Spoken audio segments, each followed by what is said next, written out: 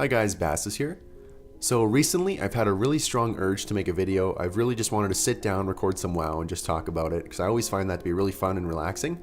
But unfortunately, since 8.1 is coming up in only a few weeks at this point, I've been really hesitant to put a lot of time and effort into something that could possibly just become outdated in a few weeks anyways. So I was just sitting here trying to brainstorm some video ideas for a video that is both relevant right now and won't be outdated in 2 weeks. And eventually I came up with this idea. So today I'm going to be talking about some general things that everyone can use and apply to become a better WoW player.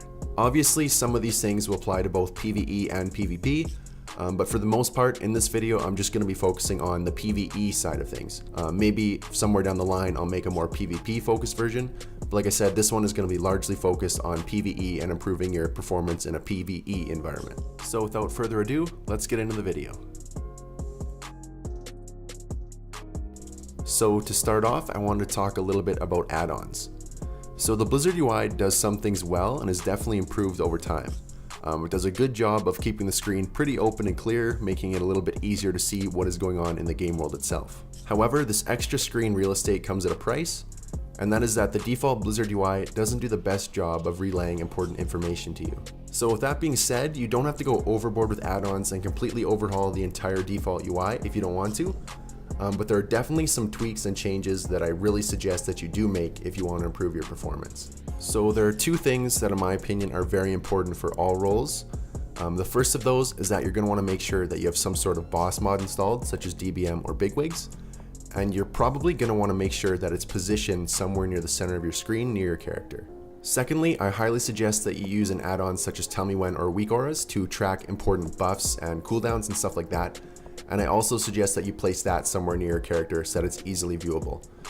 Tell Me When is definitely more intuitive and user-friendly in my opinion, and that's what I'm using in this video. But the nice thing about Weak Auras is that you're actually able to just straight up copy other people's layouts that they've created from a website called weakorasgo.com. So if you don't want to make your own layout in Tell Me When or Weak Auras, or if you're just not really happy with the final product or you can't figure something out, because those add-ons definitely have a bit of a steeper learning curve than your average add-on, just hop over to weakorasgo.com. Like I said, just grab something from there. It takes 3 clicks and I highly suggest that you do that. So outside of those two more, I guess, universal suggestions, there are some things that are more role specific. For example, as a healer, since you spend so much time looking at your raid frames, you're probably going to want to place them somewhere near the center of your screen. Or if you're a DPS, you're probably going to want an add-on that allows you to move and change the size and scale of your target's cast bar, just so that you have an easier time recognizing when there's something you should be interrupting. Or as a tank, you might want to make your health bar a little bit larger just so you have an easier time keeping track of your health, just stuff like that.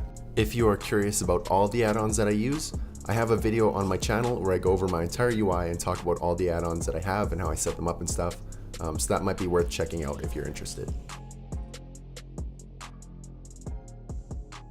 Next up, I wanted to talk about key bindings. So in my opinion, there are 3 major advantages to using key bindings over top of just using your mouse to click your abilities.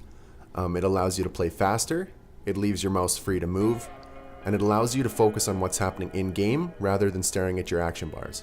So I know it can be daunting when you're trying to switch from clicking to key binding, and I know a lot of people will try but then just give up because they're already so set in their ways that they just can't get used to the difference in play style. But there are a few tips to make it a little bit easier if you're trying to make the switch. I really don't think that it's a good idea to do it all at once. I think you're better off just doing a few abilities at a time and giving your brain a chance to get used to those key bindings before you start tacking on a whole bunch of new ones.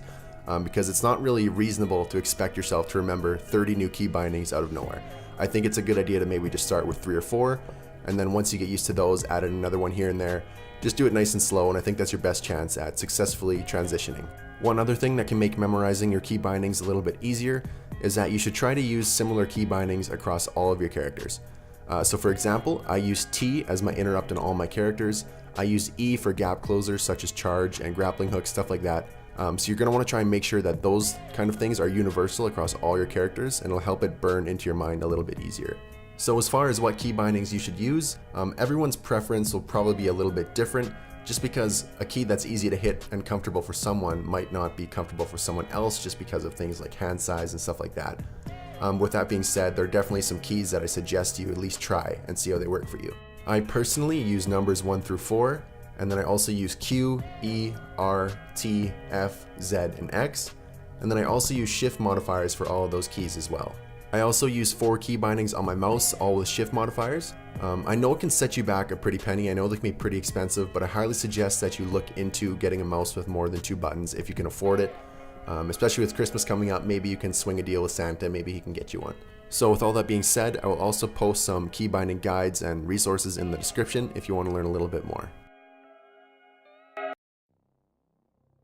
I know some of you are probably thinking, I don't want to do research, I just want to smash things with my hammer and have fun. And I don't blame you, because after all, it is a game, and I think ultimately, most of us are here to have fun. But with that being said, there are some very helpful resources and things that you can do outside of the game that you should definitely check out if you want to improve your performance. So the first of these are just guides relevant to your class. So that can be over on icyveins.com, maybe your class Discord server, YouTube videos, stuff like that.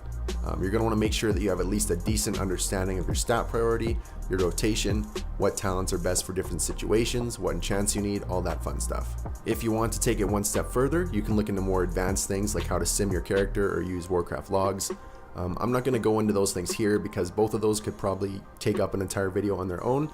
But I will provide some helpful links in the description for you to check out if you are interested. The second thing that you should check out are guides that are relevant to the content that you want to do. So before you enter a dungeon or a raid for the first time, you should definitely go check out a guide over at Wowhead or on YouTube or something, or even just read the dungeon journal. Because going into something blind is usually not going to turn out well for you. Understanding a fight is going to help you make better judgment calls when it comes to saving your cooldowns for certain phases, stuff like that. So it's definitely in your best interest to know what's going on to the best of your ability, or at least a little bit ahead of time. At the end of the day, just like everything else in life, the best way to improve at something is to just get more reps at it, just get more practice in. The more time that you spend playing your class, or the more times you're in a dungeon or fight a boss, the better you're going to get at it. It's as simple as that. I know it's super cliche, but you can't be afraid to take an L every once in a while. For example, if it's your goal to tank a heroic raid, it's going to be really scary when you first try to step in there for the first time. And maybe it's not going to go so well. Maybe people are going to yell at you or critique you or call you out. And if that does happen, just move on, take what they say with a grain of salt. If they're being constructive, listen to it, and just try again next time. And that's how you improve. So with all that being said, that's all I have to say in this video. I hope you guys enjoyed it, and I hope you guys learned something. If you did, I would really appreciate it if you considered leaving a like or subscribing. It helps me out more than you know. Thanks for watching, guys, and I'll talk to you next time. See ya.